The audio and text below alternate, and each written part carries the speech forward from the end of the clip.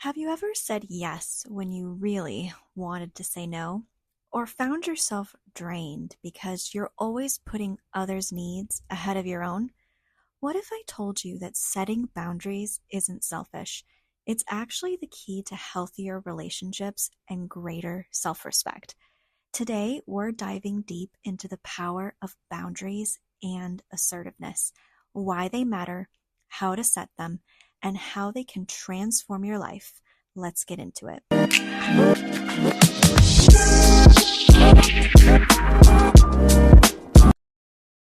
Hey there, and welcome back to Mindful Chatting, the space where we have real, authentic conversations about mental health, personal growth, and wellness. I'm Kristen, a therapist passionate about helping people create balance and consistency in their lives. And today we're talking about something that impacts every single one of us: healthy boundaries and assertiveness. If you've ever struggled with feeling guilty for saying no, unsure of how to speak up for yourself, or overwhelmed by other people's expectations, this episode is for you. We're going to explore what boundaries really are, why they're essential, and how you can confidently set and maintain them without feeling like a villain. Plus, I'll be sharing practical tools, book recommendations, and exercises that can help you start building these skills today. So grab your favorite comfort drink, get cozy, and let's get into it. I want you to think about setting healthy boundaries and also practicing assertiveness like putting on emotional armor.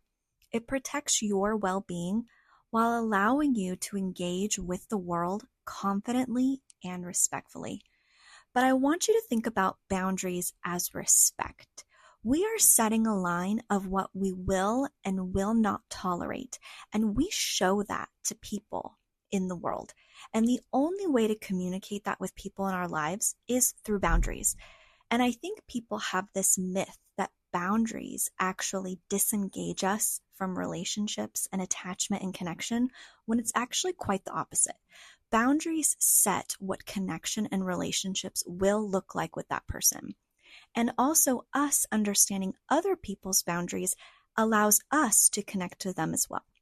But before we get into more of that, I want to talk about what are considered healthy boundaries. Because healthy boundaries are these personal limits that you set regarding what you will and won't accept in your life.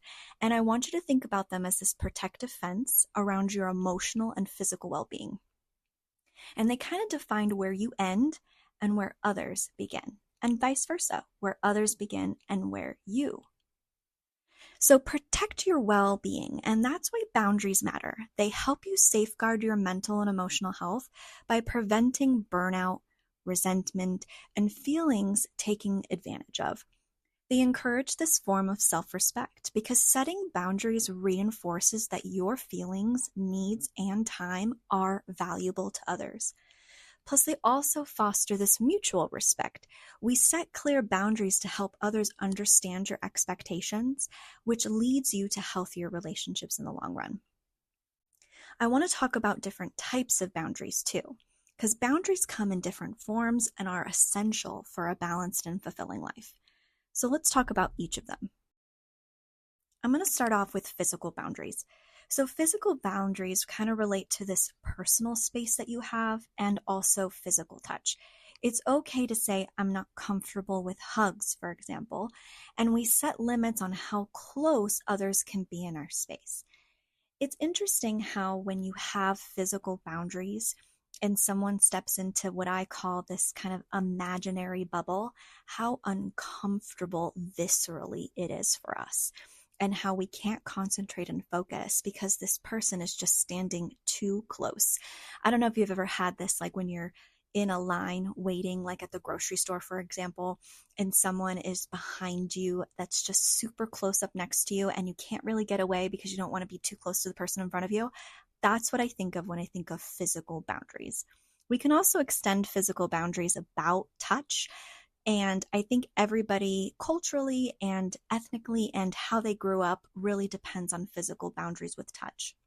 So, for example, in my family, we don't hug. That's just one of the things that we just don't do. So we're not very big huggers. But then when I go to my husband's family, for example, they are very big huggers. And even if they don't necessarily know you, they're going to give you a hug. And so coming from a family that doesn't hug into a family that does is quite shocking. And so understanding like what are my physical boundaries and what am I comfortable with walking into a family that's openly comfortable with physical touch. Emotional boundaries. So, emotional boundaries are these kind of protection of your emotional energy. So, for example, you might set limits on how much support you provide others to prevent this kind of emotional exhaustion. When I think about burnout, for example, that's where we're not setting good emotional boundaries with ourselves and whatever it is that's burning us out. We're putting too much emotional energy into something that might not necessarily be giving the same restoration or restorative energy back into us, which is causing this burnout. And so setting emotional boundaries could actually be, I don't have time for that, or I can't commit to that right now, or I need to regulate myself before I help regulate you. And so we're kind of setting this time and space to work on our emotions and how we're feeling before we step into another emotional energy space that takes up time for us. And this leads me into time boundaries. And I think time boundaries are definitely not talked about enough. But time boundaries are that time that you're setting on like work commitments, social obligations, and self care that kind of ensures that you're not overextending yourself. And I think time boundaries do leak into these emotional boundaries and also the next one, mental and intellectual boundaries. Because if we're not setting limits in time on how we're spending it, then it will leak over and impact our ability to be in a different emotional energy space. So, for example, if I'm working overtime or I'm putting a lot of energy into work and then I'm coming home and I don't have enough emotional energy to give to my family, then I'm not creating good time boundaries. And I'm also probably not creating good emotional boundaries. So, you can see how a lot of these boundaries interact, but also overlap and can kind of look like the same thing. Mental and intellectual boundaries involves respecting differing opinions and ideas while still maintaining your own beliefs and your values. I think this is really challenging right now. I'm recording this in March of 2025, and we are in the heat of all these political and election things going on.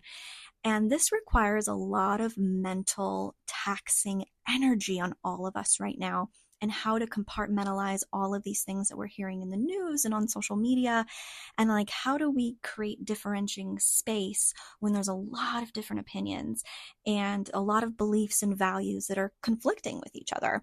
And so this takes a lot of mental energy out of us and can be completely taxing. I've definitely had an increase of my clients coming in recently about how they don't know how to separate this, of why they're feeling completely burned out, but also they don't know how to get away from everything that's going on in the news, and how do they protect their mental boundaries but still keeping themselves informed.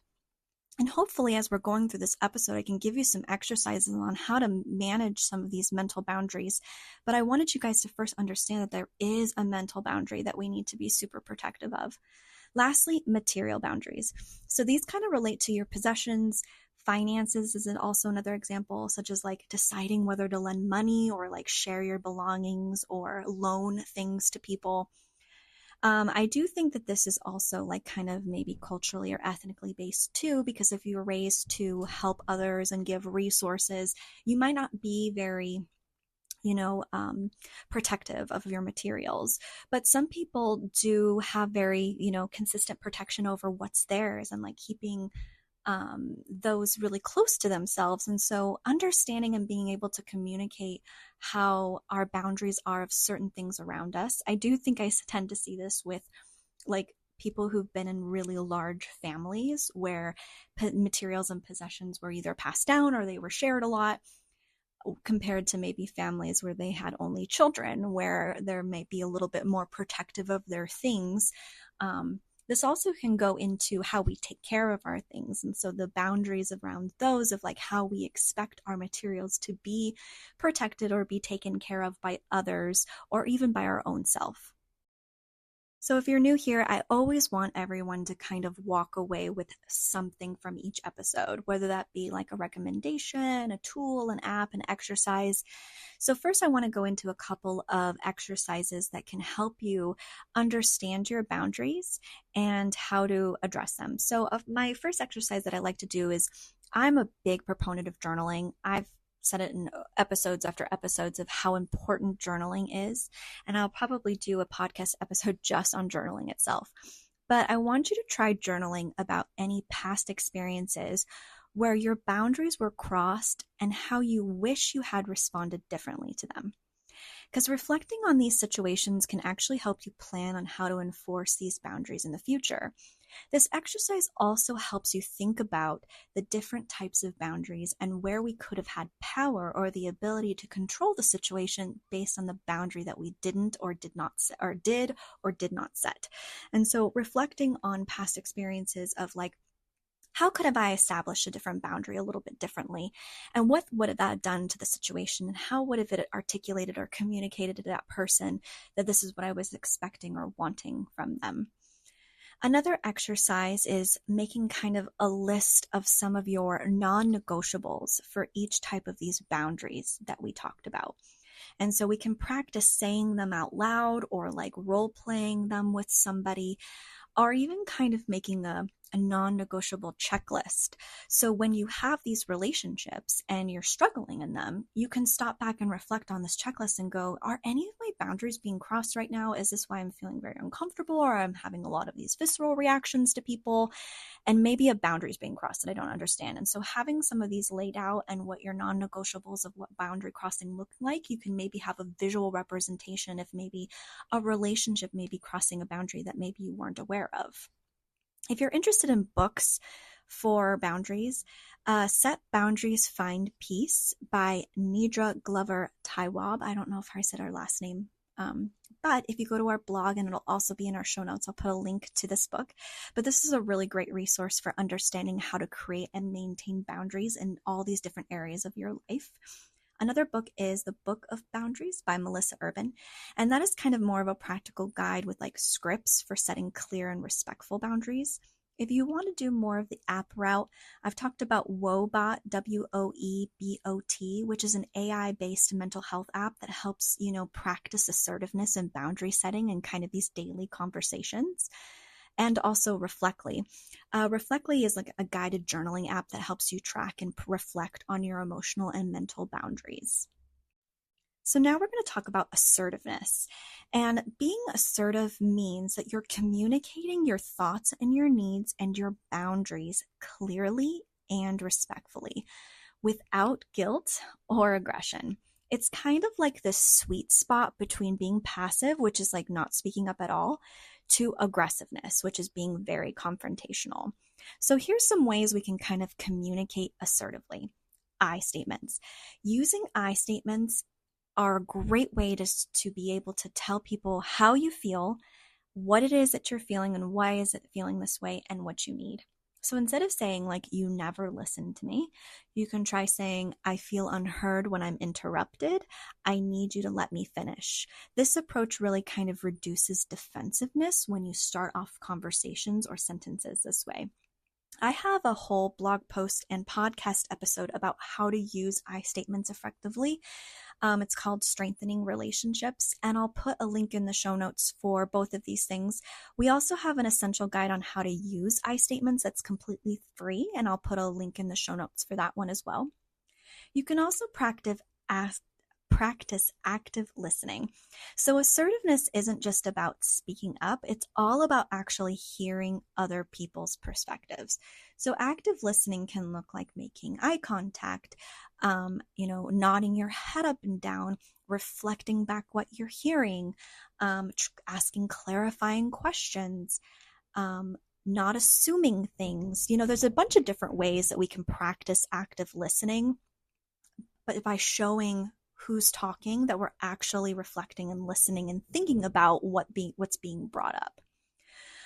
Having confidence, like maintaining eye contact, using a steady voice, adopting kind of that open posture to reinforce your message, really will give that assertiveness tone to what you're doing.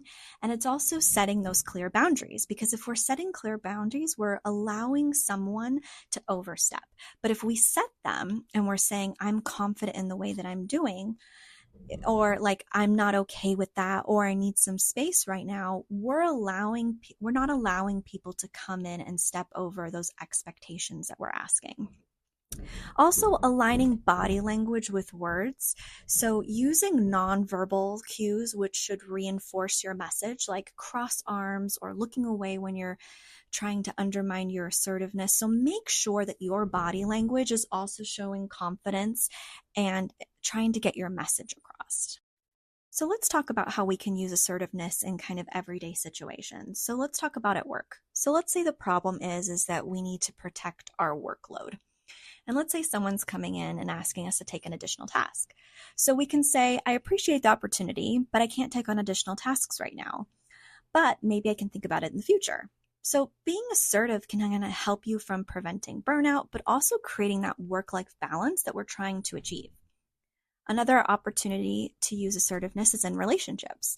So healthy relationships really thrive on open communication, and being able to express your needs, like I need some time alone to recharge, without really feeling guilty, could be one way that you're setting clear boundaries assertively. If you're interested in doing that more in your relationships, we have that Strengthening Connections blog post and podcast episode that goes into a lot about assertiveness and communicating our needs effectively within relationships. With family and friends, boundaries aren't always obvious to loved ones. We think they are, especially when we've been in long-term relationships or long-term friendships with people. But sometimes we need to reinforce them. So politely, but like firmly reinforcing them, like I love spending time together, but I need some downtime after work, can kind of set these expectations to where we're not building resentment because our needs are not being met. So let's talk about some exercises that we can do to build more assertiveness. So one exercise is role playing, because if we're role playing assertive responses in different situations like work, relationships, and social settings, and repeating those responses can actually make it easier to use them when you're in real life. So if you want to think about different scenarios where maybe people push your boundaries or maybe kind of pressure you to do things that you're not ready for, practicing these scripts over and over again, whether it be in the shower, in front of the mirror, with people around you, so that the more we practice them, the more original and organic it feels to be able to say them very freely when that boundary tends to be crossed. Another exercise is kind of creating some boundary setting scripts, like I was just talking about. And we want them to feel very natural when we're doing them. But we also want to think about, how are we going to respond to people after we set the boundary? So for example, I'm not going to be able to take on that work project right now. I have too much going on. That's okay, but I really need this done because of this deadline, blah, blah, blah. So that's another person pushing up against your boundary. We need to create another script for that. So we have a script of, sorry, I can't take that on. Sorry, I need that deadline now. I think you're going to have to find somebody else that has more time in their schedule to be able to do that for you. So having a couple of backup scripts, because people, especially if you have more of a pushy or demanding person in your life, may be helpful. So not just having one that you maybe repeat over and over again, but a couple in your back pocket that you can maybe throw out for them. So I also want to talk about some books. The Assertiveness Workbook by Randy Patterson is kind of a structured approach to improving assertiveness in kind of various aspects of your life. There's also a book called Crucial Conversations by Carrie Patterson, and that's kind of more of a helpful guide in managing difficult discussions with more confidence and respect. If you're looking for apps, there's an app called Say It Assertively, which helps users kind of practice setting boundaries through interactive scenarios. So there's some exercises and kind of recommendations that you can use to kind of help build assertiveness for yourself. All right, we've covered a lot today, from understanding different types of boundaries to learning how to communicate assertively and stand firm in your self-respect. Remember, setting boundaries isn't about pushing people away. It's about protecting your peace and making space for the relationships and experiences that truly align with you. Before we wrap up, I want to challenge you. What's one boundary you're going to reinforce this week? Send me a message or leave a comment. I'd love to hear from you. If you found this episode helpful, be sure to subscribe, share it with a friend who needs to hear it, and leave a review. It helps so much in getting this message out there. Thanks for spending this time with me. Keep honoring your needs, stay kind to yourself, and I'll catch you in the next episode.